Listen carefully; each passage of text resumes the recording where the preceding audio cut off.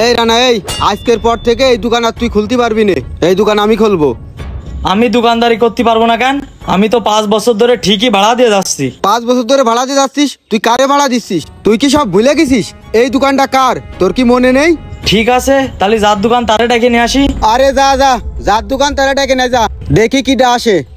মইনুল, আমি একটা জিনিস বুঝলাম না, তোমার এত সাহস হয় কিভাবে যে রানারে দোকান থেকে বের করে দাও?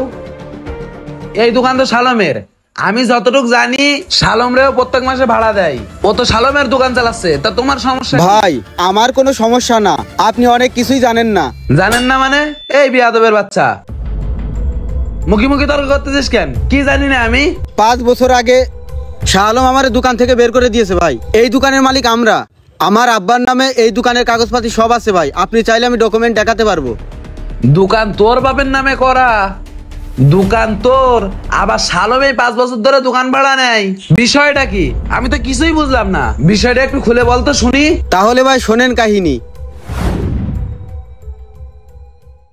মইনুল, শোন, তোরে ভালোভাবে করছি, আজকে কিনতে যাবি আর এই দোকানের তীরসীমানায় তুই যেন আর কোনো সময় আসবি না। কেন ভাই হঠাৎ করে এই কথা করছেন? আজকের পর থেকে তুই আর এই জায়গায় দোকানদারি করতে পারবি না। কেন ভাই, আমি কি করেছি? আমার অপরাধটা কি? তোর অপরাধ কি সেটা আমি বলতে পারবো না। তোরে আমি যেটা বললাম সেটা তুই ভালোভাবে মাথার ভিতরে ঢুকে রাখ। শোন, তোর আজকে থেকে কিন্তু দোকানদারি করতে পারবি না, তাই পারবি না। এই তুই কি খবর রাখিস না? শাহ আলমের বড় ভাই এই এলাকার চেয়ারম্যান হয়েছে। শাহ আলমের বড় ভাই চেয়ারম্যান হয়েছে, তার জন্য কি আমরা দোকানদারি করতে পারবো না? তোরে যেটি কইছি সেটি কর। তোর সাথে এত বেশি কথা কথা বলে ভালো লাগতেছে না। তোরে কইছি আমি এই জায়গায় তুই দোকানদারি করতে পারবি না মানে পারবি না। এই তোরা দাঁড়া রয়েছি কেন? এটা বের কর, যা এখান থেকে বেরো। এই শোন তালাবাং, আজকে থেকে তুই এখানে দোকানদারি করবি। শুনছেন তো ভাই সবকিছু? হ্যাঁ শুনলাম। শাহ আলম আমার সাথে এই অন্যায়টা করেছে, কিন্তু আমি প্রতিবাদ করতে পারিনি, কেননা শাহ আলমের ভাই ছিল চেয়ারম্যান আর সে ওই ক্ষমতার দাপট দেখাইছে আমার উপরে। এই বাজারে আমারে ব্যবসা করতে দিইনি ভাই, কেননা ওর অনেক ক্ষমতা ছিল, ওর ভাই ছিল চেয়ারম্যান। আমার সাথে ছাড়াও অনেকের সাথে অন্যায় করেছে, আমারে ঘাট ধাক্কাতে দোকানেতে বের করে দিয়েছে এই শাহ আলম। আমি জানি না কি অপরাধ ছিল আমার, কি অপরাধ ছিল আমার, নিজের দোকানে আমি ব্যবসা করতে পারিনি ভাই। শালম, তুমি মইনুলের সাথে কাজটা ঠিক করনি, কারণ ক্ষমতা চিরস্থায়ী নয়। আজকে ক্ষমতা আছে, কালকে ক্ষমতা থাকবে না।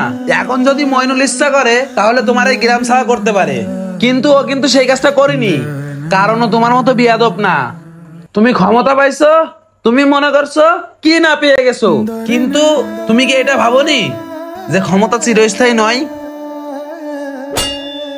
ভাই ক্ষমতার ভারে আমি ন্যায় অন্যায় সবকিছু ভুলে গেছিলাম। ভাই আপনারা আমারে ক্ষমা করে দেন, আমি আর কখনো এমন কাজ করব না। আমার ভুল হয়েছে সেটা আমি এখন বুঝতে পারছি। আমার চোখ খুলে গেছে ভাই। চোখ খুলে গেছে, খুব ভালো হয়েছে। আর কখনো ক্ষমতার অপব্যবহার করবি না। ক্ষমতা আজ আছে কাল থাকবে না।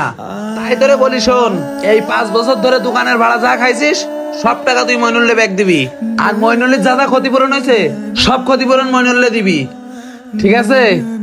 ভাই আমার ক্ষতিপূরণ দেওয়া লাগবে না, শাহ আলম ওর নিজের ভুল বুঝতে পেরেছে। আমি চাই কোনো মানুষের সাথে যেন এই অন্যায়গুলো না হয়, এইভাবে কেউ যেন ক্ষতিগ্রস্ত না হয়। আমি এইটাই চাই, শাহ আলম যেরকম নিজের ভুল বুঝতে পারছে, যারা ক্ষমতার চশমা পরে আছে, আমি চাই সবাই যেন নিজের ভুলটা বুঝতে পারে। ক্ষমতা কিন্তু চিরস্থায়ী না ভাই। আমরা যখন ক্ষমতা পাই, ক্ষমতা পেয়ে গেলে আমরা মনে করি কি না কি পেয়েছি। তো যাই হোক ভাই, শাহ আলম তুই তোর নিজের ভুলটা বুঝতে পারছিস, এটাই অনেক রে ভাই। অনেকেই কথাটা বুঝতে চায় না। আমি যদি কোনো ভুল করে থাকি আমাকে মাফ করে দিস। দেখ মইনুল কি মানুষ, মইনুল যদি আজকে তোরা ক্ষমা না করতো তাহলে তোর পিঠের চামড়া থাকতো না। যা এখান থেকে।